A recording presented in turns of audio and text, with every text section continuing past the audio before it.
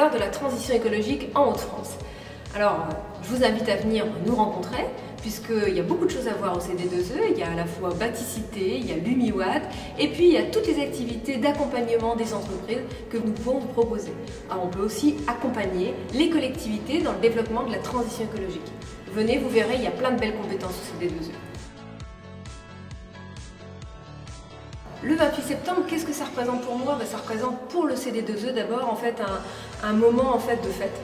Le moment en fait on va fêter les 20 ans du CD2E. C'est 20 ans d'éco-transition, c'est 20 ans de réussite, c'est 20 ans de partenaires qui vont venir nous rencontrer et d'entreprises et de collectivités qui ont travaillé avec nous qui vont être là. Et puis c'est l'inauguration de notre nouvel incubateur, Baticité, qui permet en fait de rencontrer ce qu'est l'activité du bâtiment, rencontrer ce qu'on fait sur les énergies et puis regarder ensemble en fait comment on peut accompagner cette dynamique. C'est un lieu totem dans lequel vous aurez l'occasion de nous découvrir un peu plus. Et puis le 28 septembre, c'est aussi nos JPO. Chaque année, en fait, on fait des journées portes ouvertes dans lesquelles on vient découvrir nos partenaires, nos adhérents qui ont un petit stand et qui viennent vous faire découvrir leur activité. C'est une activité qui est évidemment en lien avec la transition écologique Hauts-de-France. Donc vous aurez l'occasion de pouvoir découvrir des gens avec qui vous pourrez travailler. Si vous êtes une entreprise, une collectivité, eh bien venez les découvrir à nos côtés. Alors, comment je sauve le monde au quotidien? Alors, de deux manières. D'abord, au niveau professionnel, j'ai décidé de venir au CD2E. J'ai aussi construit des milliers de mètres carrés en fait en construction bois, donc je pense que ça c'était ma contribution au bâtiment durable, celle que j'ai faite pendant plus de 6 ans et demi. Au CD2E, vous le voyez, on ne fait que ça et c'est sauver le monde.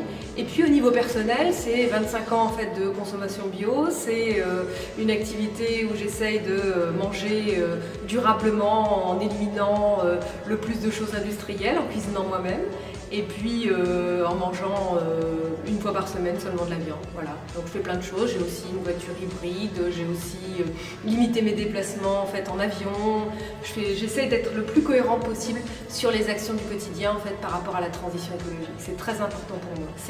Le CD2E, c'est à la fois pour moi une dimension professionnelle, mais aussi quelque chose dans lequel je m'engage en termes de mission personnelle.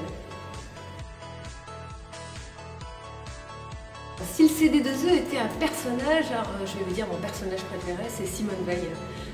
Parce que c'est une femme extraordinaire et que le CD2E, c'est un lieu extraordinaire qui se met au service en fait, des acteurs au quotidien pour développer en fait, la transition écologique. Alors Simone Veil, elle n'a pas fait ça, elle a plutôt développé les droits de la femme, elle a fait des actions politiques majeures en fait, pour le fonctionnement en fait, de la société.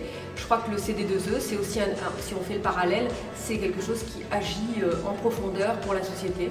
Donc comme Simone Veil, peut-être qu'on aurait pu le baptiser comme ça. Voilà, l'espace Baticité Simone Veil.